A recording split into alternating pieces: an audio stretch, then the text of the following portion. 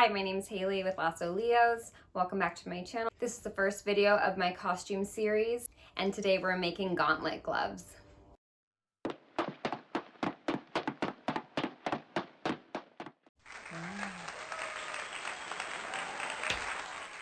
Okay, so to get started, you'll need your tape measure, and you're going to take the measurement of your bicep or the dancer that you're making them for. Ourselves. All right, so I'm measuring mine at 11 and I'm measuring at the length that I want the glove. And then I'm taking a measurement from where I just measured around down to my wrist, which looks like 15 inches. And then we are going to take the measurement of our wrist, 6 inches for me. And then the very last measurement is going to be from the wrist to the middle finger, which is how long our point's going to be, which is just about 4 inches, maybe a little bit, maybe 3.5 for me. But between 3.5 and 4 inches will give you that nice point without it looking too skinny or wide, if that makes sense. Okay, so anyways, we're gonna take all those measurements, write them down, and then we'll move on to the next part where we put the measurements on the fabric. Now that you have your measurements, you're going to measure out the bicep and the length from the mid bicep to the wrist, and then the wrist measurements. And then right here, we're adding that 4 inches for the glove point. Go ahead and make marks, dotting along the line so we have a template to cut out. I don't like using straight pins with stretchy fabrics such as lycra spandex because it tends to snag and can cause holes, so I use my little homemade pattern weights. I made these just out of washers that I then glued together and then covered in material. These ones are cute with little bees on them. So once you have one cut out, place it on top of your fabric and do another one. Okay, so we're ready to sew.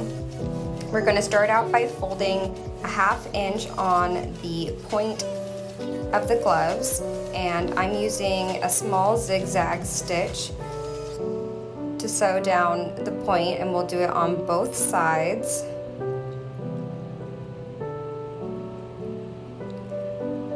I adjusted the tension and the stitch length about just 1 tick up from the original default setting. This is me telling Alex that I am currently recording as he came to tell me about the mail. Okay, so once we have the point sewn down, oh, it looks like I'm doing the other point. Sorry, I'm getting ahead of myself. We're sewing the other point together, and like I said, I don't like to use straight pins on this fabric, so I prefer to use fabric clips if I need to pin, so that's what I use there. And now that the point is sewn down, we are going to move on to the top of the gloves. I'm measuring out how long the piece of fabric is and then measuring the elastic that I want to attach to the top. I measured it just a hair under the length so I can have a little bit of tension, so it's not going to be gathered up and tight on the arm, but it does still have a nice hold.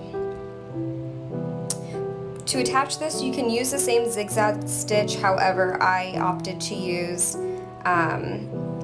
the bigger zigzag. It's, oh, what is it called? It's the one that kind of looks like a dotted zigzag. I should look up what that's called. But I just feel like it has a cleaner look. It's a much wider stitch, but it's still great for stretch.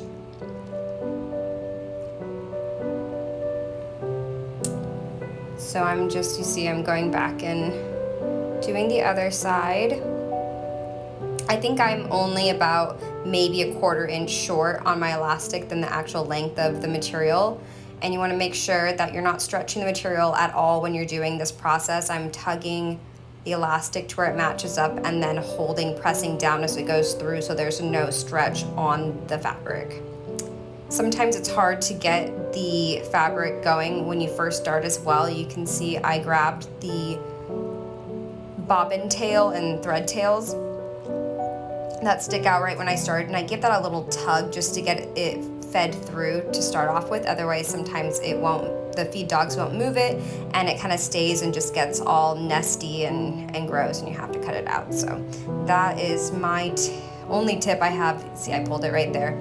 That's my tip just to get it started with, especially with stretchy material and a zigzag stitch. It doesn't really like to move.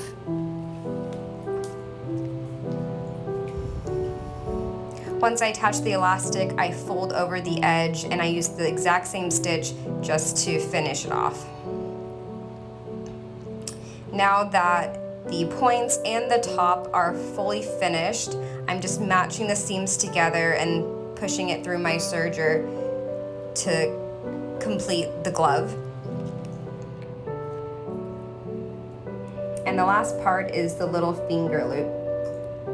I measured it out at 4 inches. It just seemed like a standard length for the loop, and I am hand stitching it on. I think it's just going to be a lot cleaner and easier to do by doing it by hand. And this is the finished product. Thank you so much for watching.